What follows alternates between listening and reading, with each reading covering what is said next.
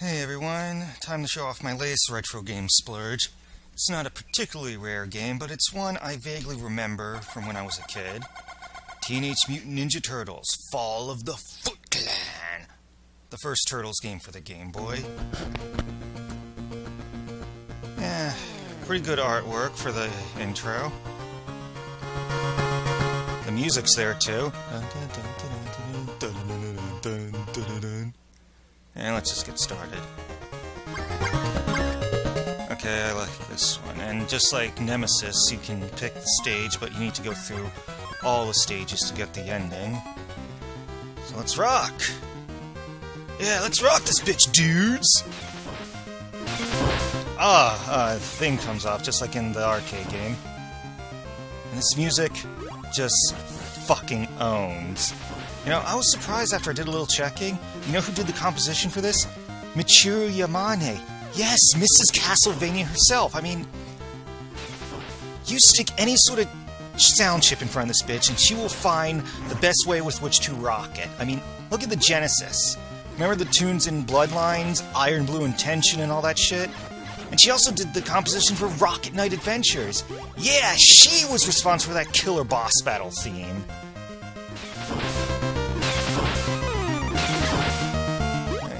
This obviously has nothing on stuff like Turtles in Time and shit, but yeah, for a Game Boy game, this is pretty fun. I didn't get a Game Boy until later in my youth, so when I was first exposed to this game, it was a friend of mine let me play his Game Boy on the ride home from some field trip or something.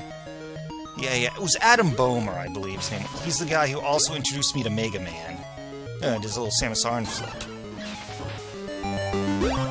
Yeah, so yeah, struggling to get the Game Boy at a good angle so I could see the screen, but yeah, I was impressed. For the time, being able to play something like this on a portable was pretty good. It's very basic, but it kind of holds up. For mousers. You know, that's the one thing that disappointed me about the new Ninja Turtles movie, Out of the Shadows. I didn't realize it till later. We had Baxter Stockman, Krang, Rocksteady, Bebop, the goddamn Technodrome finally. But then when I stepped back, I realized, wait a minute, we had Baxter Stockman, but no Mousers. I mean, we missed a chance to see Megan Fox's tits bounce as she ran in slow motion away from a hallway full of Mousers.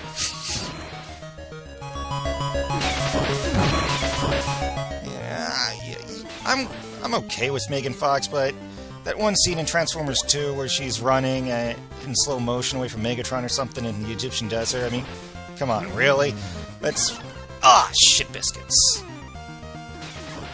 You know, I don't know how long I'm gonna play this, because I literally have not played this since I was a little kid on that ride home from the field trip. Yeah, well, I tested it out briefly to make sure it's fucking working. Not to mention, I'm always afraid this damn Retron 5 is gonna bust on me. I remember the horror stories. Oh! Pizza. Pizza shit! Speaking of those guys, I remember Mike Matei did a live stream of this recently, so I don't know. And I just wanted to add this to my collection. I mean, I've got a lot of Game Boy games now, but I've got some rare...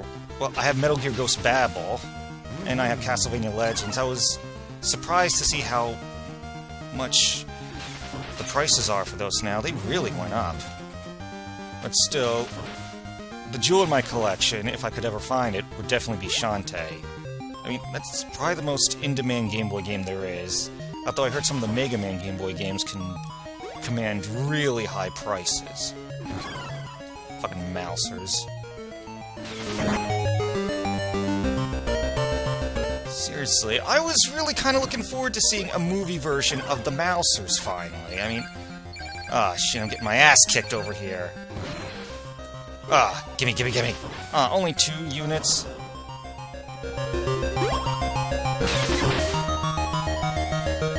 Because some of the recent designs for the Mousers have been boss. I mean, Have you guys read the IDW comics? The Mousers in the comics, the new ones, they look really bulky, like robust, and just plain old mean. And in that continuity, they were designed to sniff out IEDs in Middle Eastern wars. And then the ones in the 2012 cartoon, they're more sleek, and they're built more for speed. And they were designed specifically as a weapon. No premise, no guise of them being for pest control. No, they were straight up made as... Shit! Ah, good.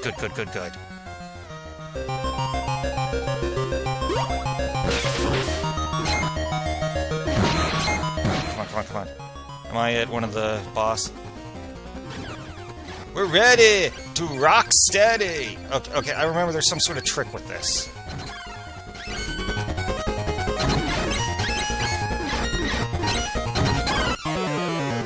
Okay, I guess not. Nope, no cheap tricks like with fucking Donatello.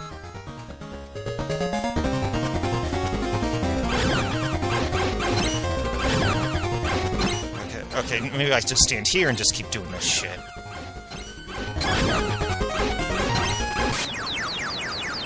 Bye-bye.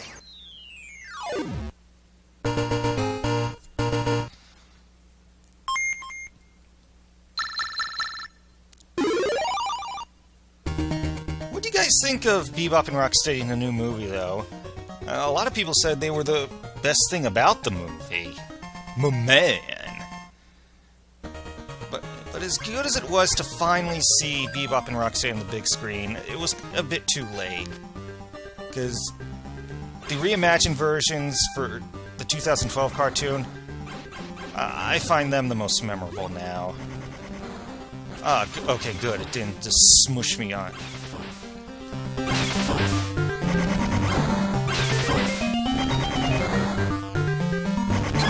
Oh, okay, that one does. Shit biscuits. Okay. Oh, the shuriken can go through the walls. Come on, go. He walks too slow. There's not enough time.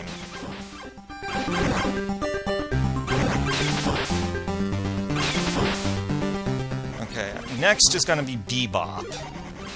And then Baxter Stockman, then Shredder, then Krang. I barely cleared it in time. Come on, these guys are ninjas. They can't move any faster than this.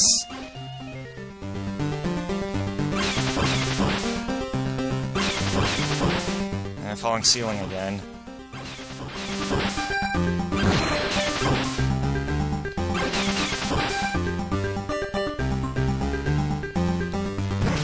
Whoa! Yeah, they move a little slow, but the control is still just responsive enough. Come on, get down here. What does a pause screen look like?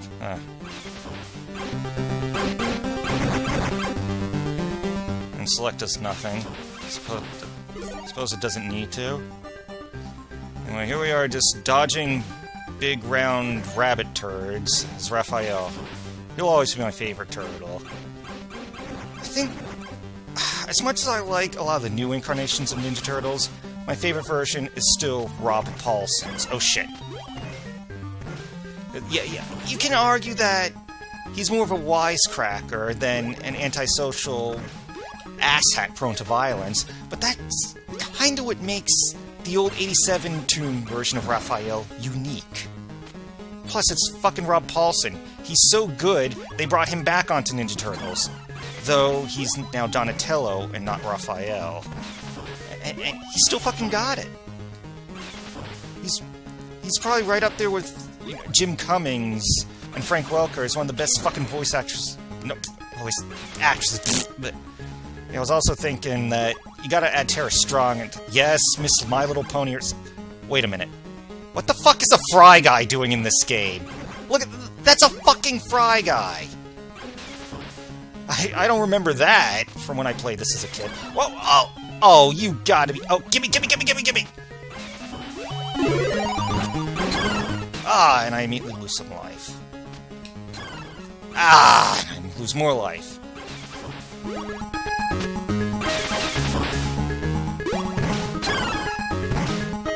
Get out of here, Fry Guy. Wrong fucking game. Go back to Doki Doki Panic or whatever. Wait, what the hell is that glitch thing up there? I don't like this.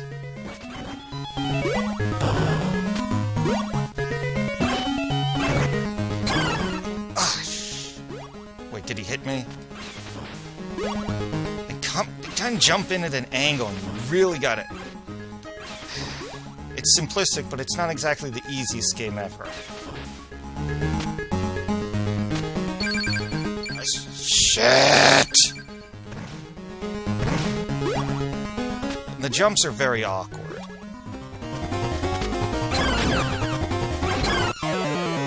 What? I had 2 units of life left, you piece of sh... Okay, use the throwing stars from a distance.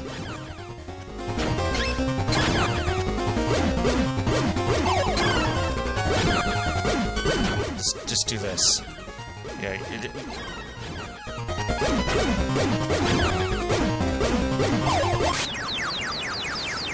yeah, I admit it was a cheap move, but it was all I could afford.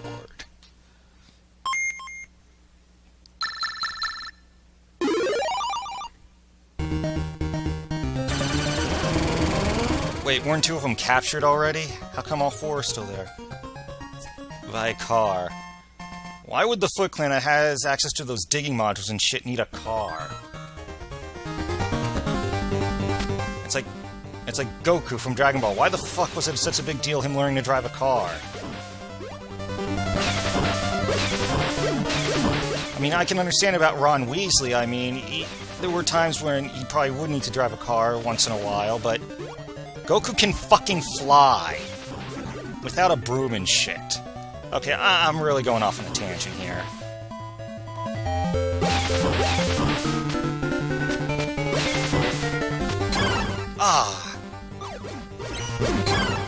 And I still get hit. Yeah, you gotta be on your toes.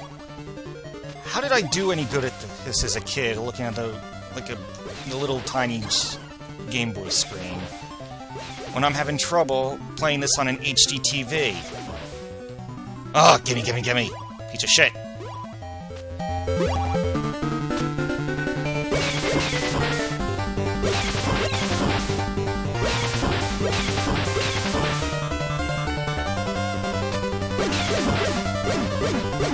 Come on. Even when he turns around, it feels a little slow. Still, for an early Game Boy game, this works. I mean, the graphics look pretty good. I mean, the scrolling of the barrier back there.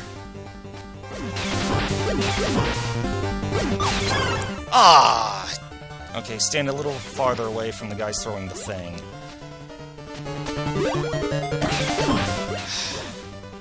What do you guys want to see in the next Ninja Turtles? Wait, let's discuss if there's even going to be another Ninja Turtles movie. I mean, so far it's grossed $239 million worldwide. That's just half as much as what the other one made. Oh, he's got the Contra spread gun shit.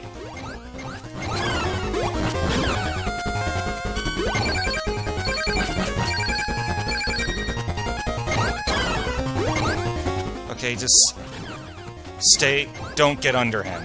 Okay, let's just do that. Damn it! Yeah, Atlas Shadows, despite being a much better movie and possibly the best live-action one since the original, it wasn't doing that good at the box office. For shame. And then you have Ghostbusters is probably going to rely on the marketing ventures, all the licensing out and shit to break even on that movie, and even Star Trek 13's not doing that good, even though critics ate it up. But far inferior movies like Independence Day Resurgence seem to make their money back, and Suicide Squad, despite having all sorts of problems, is probably going to be a bit more profitable than Man of Steel and even possibly Dawn of Justice. Justice. There is no justice in the movie-making world right now, if that's the case. I mean, bleh movies like Suicide Squad and Independence Day Resurgence are going to be able to make their money back and then some, but Ghostbusters 2016, Turtles Out of the Shadows, and Star Trek 13 cannot. That is some major fucked up pizza shit right there. Okay, rant over. Besides, I'm probably not going to be playing much longer because I'm about to die. Because get Shredder at the end of... What is this? It's like I'm in the Amazon again. Yeah. That was creative for that movie. I mean, what are we gonna do for the first time Bebop and Rocksteady fight the Turtles on the big screen? Have it take place on a plane and then have them crash land in the Amazon where Rocksteady still has a tank? Oh, you gotta be shitting me. I pick up the health a microsecond before an enemy comes out of nowhere. Ugh.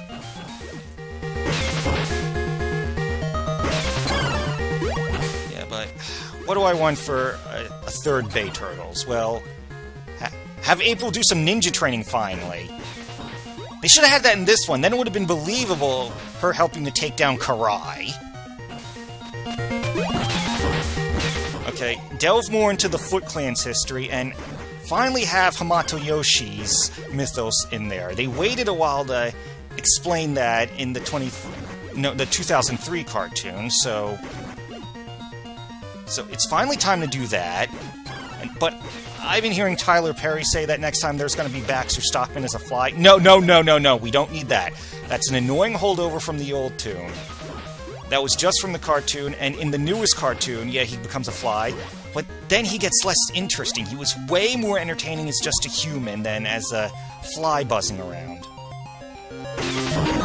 So no, none of that shit.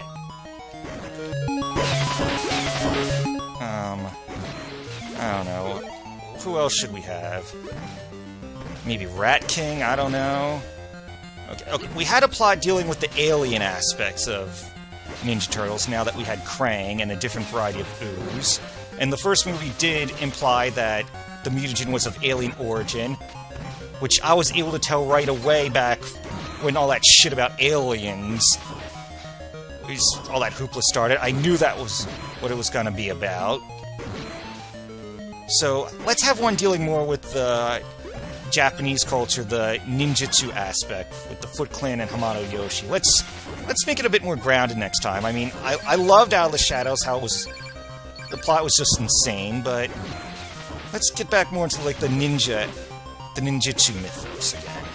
I don't know. And definitely get Brian T back as Shredder, because that's one of the things that I did not like about the first Bay Turtles. I mean, in the original movie, Shredder didn't have to do anything. He could just come in the room, stand there, and you knew you don't fuck with him.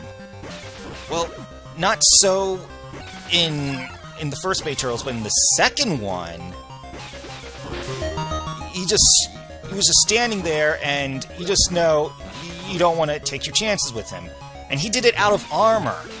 No helmet, no mask, completely unmasked, and you knew just stay the fuck away from him. So yeah, Brian T is Shredder.